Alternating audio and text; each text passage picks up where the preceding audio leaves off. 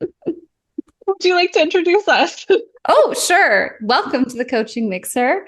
Um, we have had it's like the longest winter of all time. Elena's been in a blizzard. How are you doing? Yes. I'm cold, but good. I think as far as blizzards go, it was like as good as possible for me. Like, we didn't lose power. We were warm and cozy. We knew it was going to happen, so we like stocked up on snacks. We are now all shoveled after some like real workouts yesterday. Yeah. And we did get our road plowed. So like good. And also I'm deeply questioning why I ever moved out of Southern California in times like these. Yeah. I had a Hawaii phone number for, I want to say like probably 5 years because our intention when we lived in Boston, when I lived there, the year I was pregnant was also a year that they got like 100 inches of snow over the season and like shut the whole Oh state no. down. And I was like, nope, nope, nope, we're moving to Hawaii. But then, we had kids and moved back to Canada. But I kept that 808 phone number for a long time. And whenever I'm sitting here in my cold little office, I have my blankie on. I just think about like, could have lived in Maui. Still time. It's still possible. Maybe when I retire. There you go. Yes. I love that as like an aspirational thing. Like just commit, get that Yeah. phone number. Yeah. How is it there? I mean, I feel like It's you're cold, always it's having sunny. It's snowstorms. Yeah, we might get some snow. But I think I might have mentioned I don't know, like I'm in this very weird time of my life where I'm just exploring things I've never really considered doing before. And one of the things with the Olympics having happened, my kids were like, we need to learn how to ski. And I'm like, let's learn how to cross country ski because I think that that would be more my speed. I don't really like downhill stuff. But we've been doing that, which I think helps with like an activity. So I'm like, ooh, when it snows, I can go do Yeah. something. Um, I did like fall a bunch of times though the other day, and I'm definitely feeling my 40s. I was like, oh, Oh I can't turn my no. head. Oh no.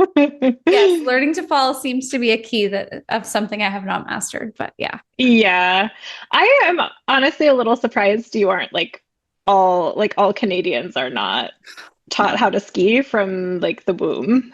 no, no. I mean, a lot of people are. I think people who live like near the mountains definitely Yeah. do it. But yeah, we might have had one gym class where they put us in downhill skis, and I was like, this is No. not, no, it's not for No. me. Winter, cold, no. Hmm. Yeah. Yeah. That is fun. I like that as like an idea for how to make the winter more bearable, to have something to look forward to. Yeah. I mean, unless I break my leg, and then that probably won't be. Only I could do that though. I'm like, it's surprising. People are always shocked. They're like, you're a yoga teacher. How come you're so clumsy? Like, the yoga helped, but it did not I cure. mean, I think skis in general, like I feel like it's not that outrageous to break your leg when you're skiing. A Like, downhill for sure. I don't know how easy it yeah. is on cross country skis, but if someone can do it, it's going to be me. Please do not. Please do not. I What are have you a drinking feeling, today? ooh, a whiskey sour that's like kind of separated now. Ooh, yours always looks so fancy. I'm like, It's I've just the got egg white that brown makes it liquor in a glass. fancy. Are you just doing straight up? No. We are drinking whiskey today, as you might have gathered from the whiskey sour. Yeah, it's quite tasty though. And did you do like the egg whites or what did you do I for the did, oh, yeah. so good. Yeah. I know I was very proud of myself. It makes me feel fancy. Yeah, that is a fancy one. I This is a little bit of a Frankenstein cocktail actually because so our winter cocktail is Manhattans in my family. So Hmm. my parents like in summer is gin and tonic, winter is Manhattans. You can tell when the seasons change. We We switch up when I go see my parents, we switch up what we drink. Um, but I was not in love with the whiskey that we had, so I started adding to it. So this Uh-huh. has a black walnut liqueur in it, which is nice, Ooh. but a little on the sour side. And so I put a little Hmm. drop of amaretto and then some spicy maraschino cherries just to like sweeten it up a bit because the whiskey was like not great. Yeah, that sounds incredible.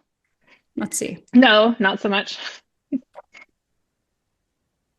Yes, now that the ice has melted a little bit, Okay. it's drinkable. When I Okay. first had it, I was like, wow, no. Oh no. Flashbacks to the Yeah, what was it? The the espresso nog. Oh, the martini. yes. It will haunt me to the end of Right. my days. The Yeah, canned that's espresso good. martini, I should say. It's possible they're delicious, and my version was just disgusting.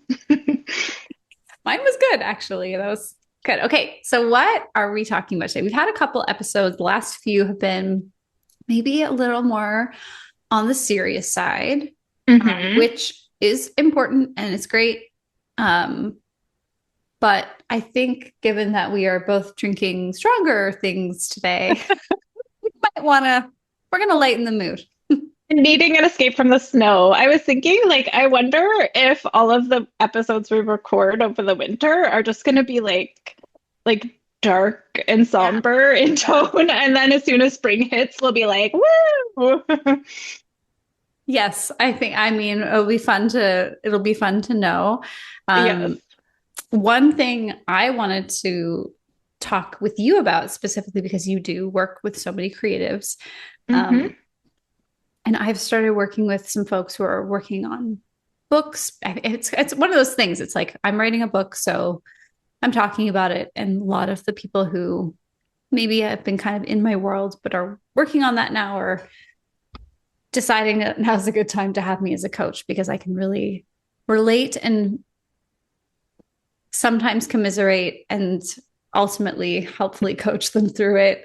Um, but one of the things that had come up when I had asked for some listener questions was someone asked about like what our creative processes are.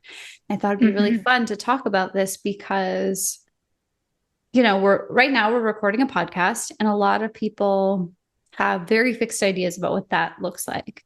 Both of us create content. um, you're involved in lots of things outside of your business that are very creative. I'm starting to kind of dabble in some things for my own fun and enjoyment of life.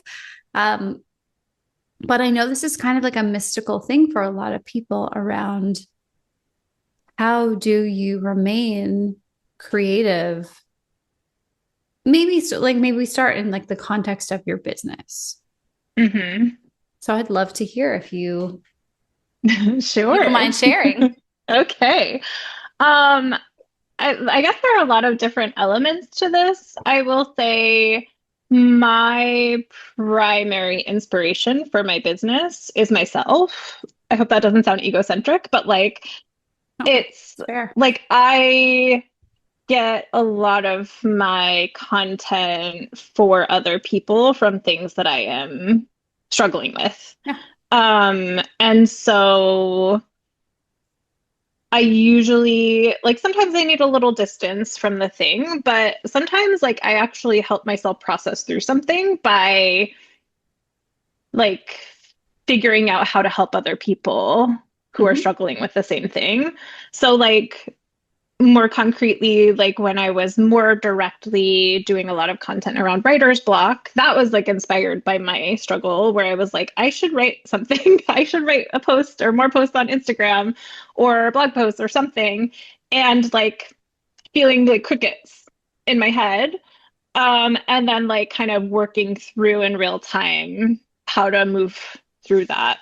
So I also think like it's interesting. I think the question as it was posed was like kind of putting it was like pitting creating like creative endeavors like almost against Mhm. having like a full client load and like showing up for your clients and stuff But I actually get a lot of inspiration, both from myself and then also from clients and what they're working through. Like that's actually a lot of fuel comes from those interactions in terms of like, oh, like what do other people who are struggling with this need to hear? And like, how can I help them? Mm-hmm.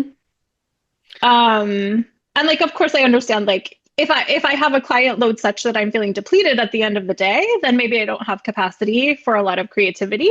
That's a whole nother conversation though. Then like I explore why am I is this a season where I'm just wanting to serve and like not create a lot outside of it? Or like do I want to create more space in my life? Or do I need more space in my life outside of client load?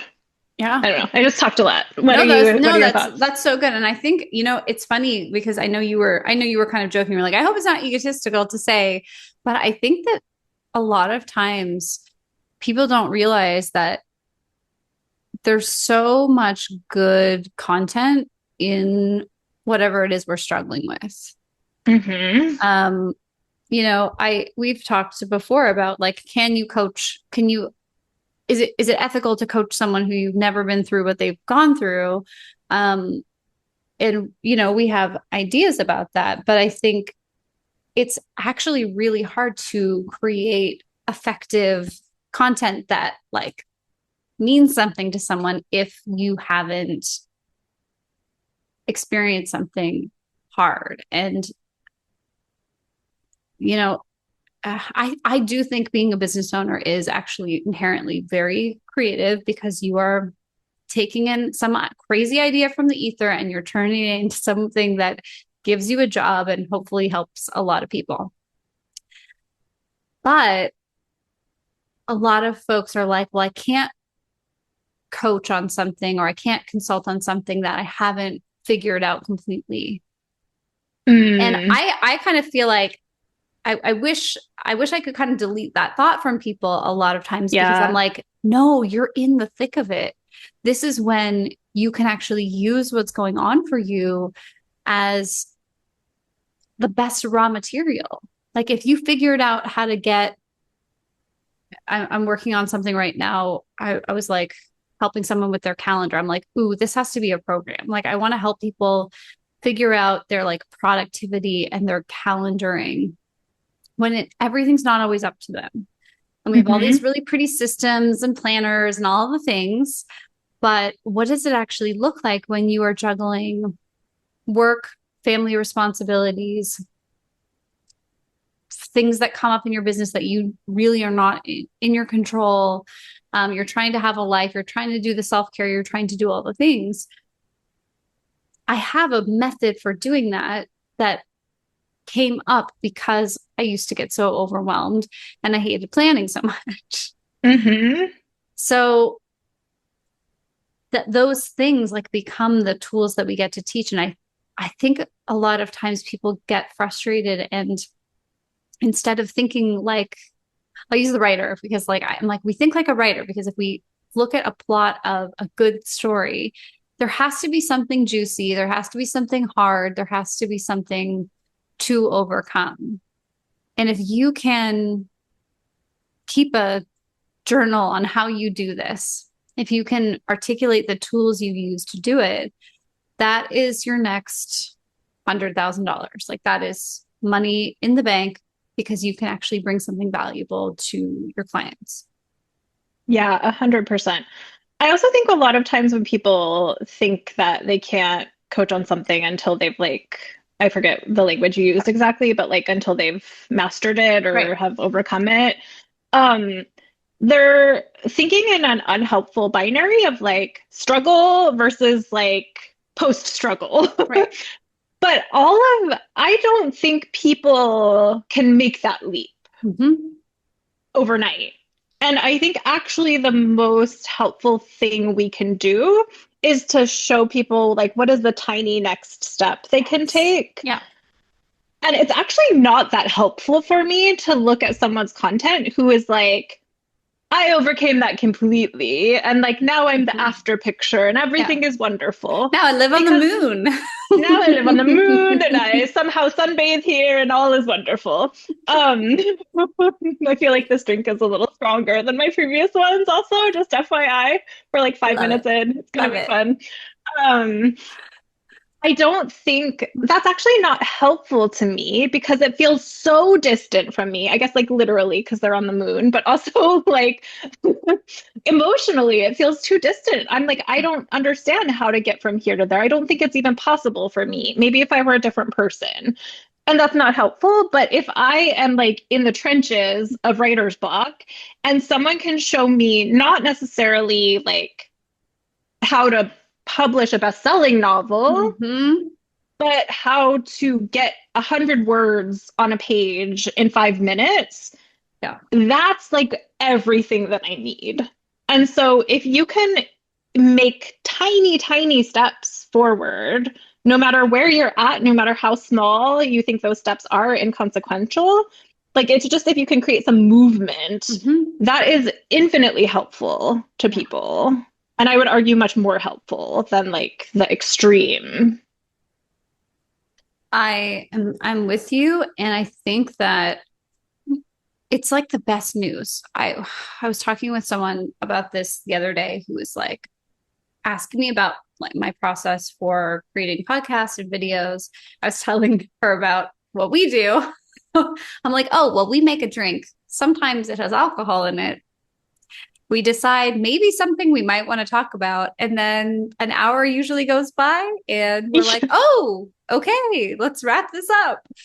Often And we she decide was, the drink 5 minutes before the call, and yeah. like sometimes we decide the topic on the call, as is the case for today. But I was like, that's not just for this podcast. It's like often how I do things. It's like I try to take excellent care of myself so that when the time comes for me to have to say something, hopefully I will have something to say. And I kind of just trust that something useful for someone is going to come out. Like I don't have I don't have the I don't know, the confidence to say that everything that spews from my mouth is amazing. It's not. But I know that something I'm going to say in a video, in a post, in a book, it's going to land with somebody. And that's like kind of all I need. I'm like I don't need a lot of Hmm. gratification. I don't need much. I just need to know that in the future someone's going to get something from it. But her mind was kind of blown because she's like, I have been sitting here working on content for days and I hate it. And I hate like the lighting and the polishing and the expensive equipment and all the stuff.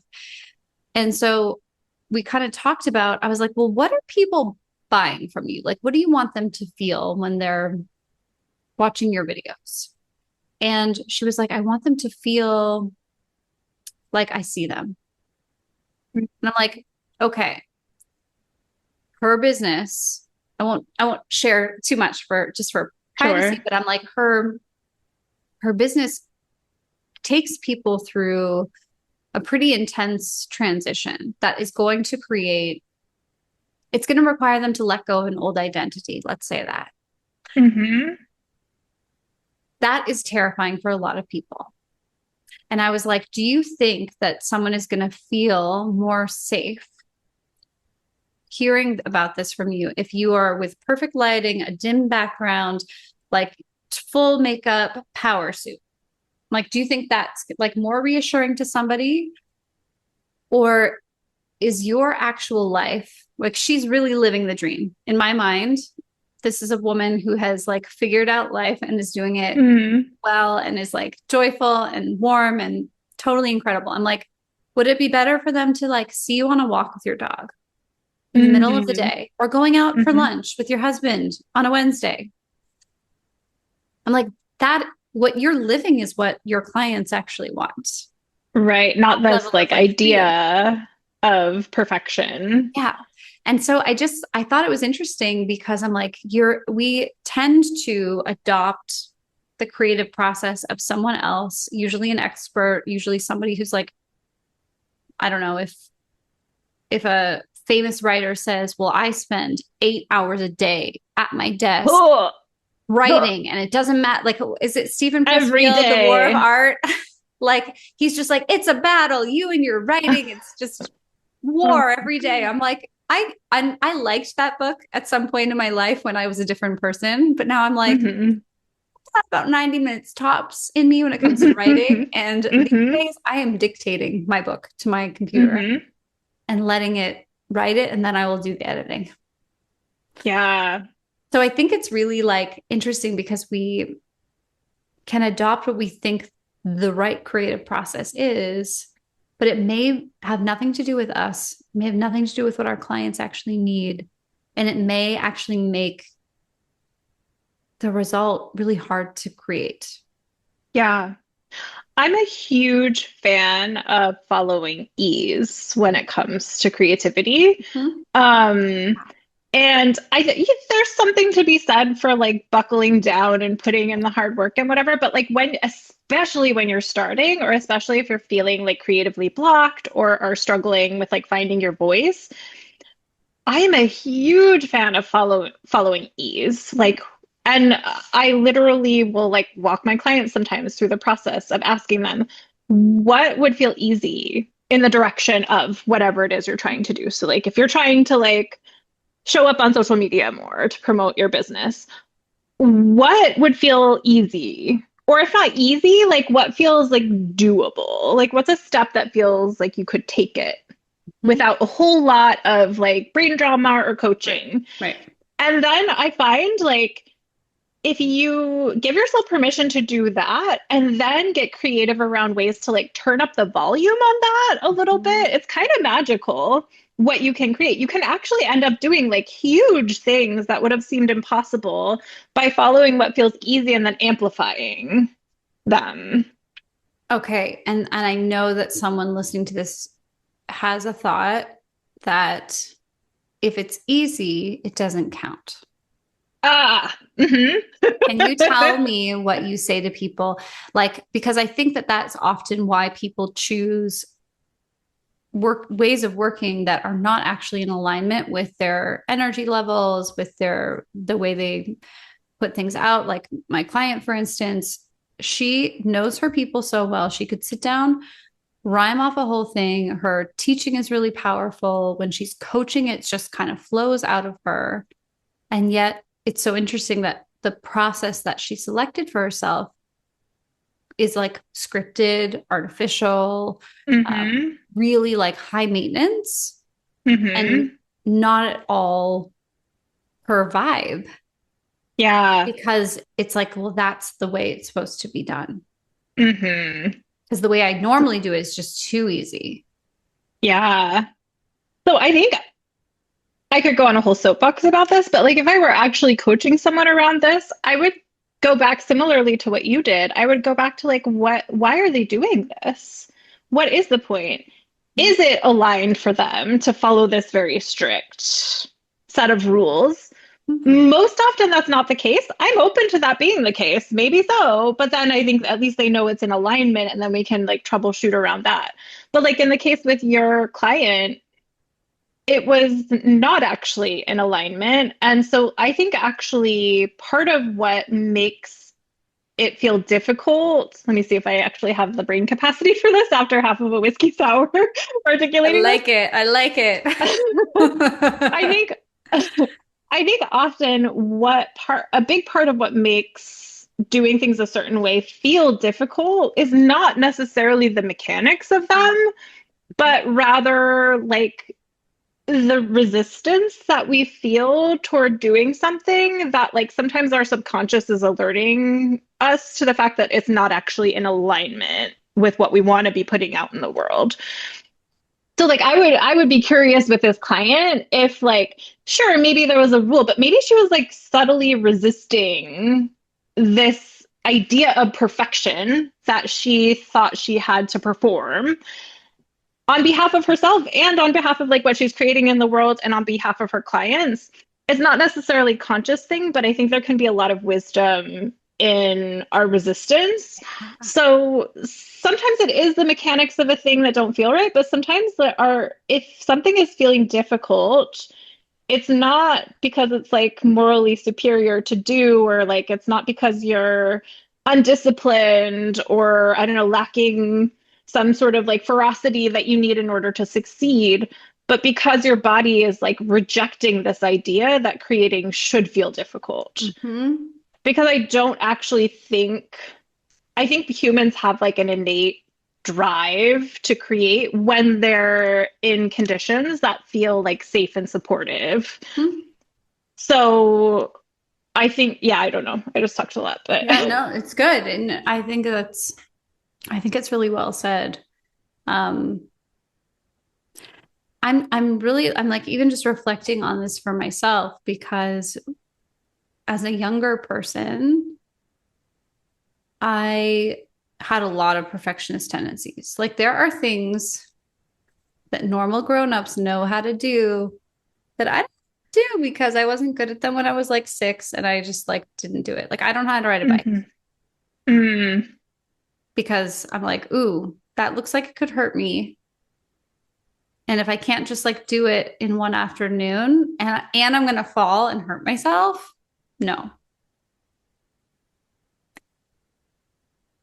I have some of that stuff, but in the last maybe like a couple of years, I've become like more interested in just like trying shit for fun. Yeah. Um, I think it does have some link to creativity because even when I think about writing books, the very first book that I wrote, I needed a lot of accountability. So I was still teaching yoga. I had moved to Boston. I could not work in the US because I was not yet a permanent resident. And I had had this big burnout experience, but I was like, I need to do something. And I had a Hmm. blog, and I'm like, okay, I'm going to write something every day and send it out for yoga teachers. Like I figured out Oh, somehow how to have a successful business as a yoga teacher. It was like a little cheesy, but I'm like, I'm going to do the A to Z of being a successful yoga teacher. And I had to like send the email every day. Like that was the wow. of like A to Z. I don't know what X is going to be. I was just gonna ask I don't remember. what was X? It might have been like crossing things out. Like it might have been about boundaries or something. uh, I don't remember. It's still on Amazon. I bet I could find it. But I set myself up for this little thing and I did it. And I was like, oh, I could totally self-publish this little book, do that. Um, but it like tapped me into this thing where I had always wanted to be a writer when I was a kid. I had had like one kind of embarrassing writing group when I was a teenager. And I was like, I'm never doing this. I was like ashamed in front of other writers. oh Like as a kid, no. you know, you just like get so embarrassed Ugh. to do Yeah, your the amount thing. of writers groups that have like Damage. damaged people is so deeply upsetting to me anyway. Yes. Yes. No, no. I've worked through, I processed this with a lot of people too. Like it's Yeah. crazy. Be careful about writers groups, everybody. Don't let them Please stomp do out your not let dreams. them stifle you. Yes, come to me if you feel them stifling you. Yes. Yeah. But I was like, why not? Like I did this thing. I've been writing a blog. I have something to say, and I'm not a writer, but like I'm just gonna make this book and I'm gonna sell it. And like people bought it and like it paid for some vacations, this like little Wow. $12 book that I wrote. But it got me into this groove of thinking like anyone with something to say does not need to be gate kept by the publishing world. We can self-publish and like listen, there's lots of problems with Amazon. I'm not like an Amazon rah person, but they did make it very accessible and very Hmm. easy to get the written word out for a lot of people. For better or for worse, it's changed over time, but like that's where my self-published books live. Hmm. And it's really interesting because I remember driving with another coach. She was a writing coach. And she was like a trained journalist, beautiful writer, but she would like was really not into calling herself an author. Huh. She's like, well, I can't be an author because I haven't published a book. And I'm like, Oof. so what do you call yourself? She's like, a writing coach. And I'm like, but haven't you published, like, if you author a paper, doesn't that make you an author? And she was Hmm. like, so like, and she kind of, I felt her gently challenging me, like, how can you call yourself an author if you've only Hmm. self-published? And I'm like, well, I've also published with an indie publisher, and I guess I can call myself whatever I want. Also, anyone can call themselves anything that they want. Like I'm over like gatekeeping the yeah, no, title of I writer mean, she was, artist. yes, I mean, she was, I think it was more mind bending for her to be like, Oh, this person just sure. self-published two books or like self-published and indie published a book. Like now they're an author. She had published a lot more things than me, but it was like Right. really a big sticking point. And I just think that sometimes all of this very long, it's my long, detailed way of saying, um, I think what kind of got me out of the perfectionist mindset that definitely held me back for more than the first half of my life so far was like not needing to, I guess, like classify myself as an expert. Hmm. Like, I just have a thing to say. Why not put it out there? Why not make it more available?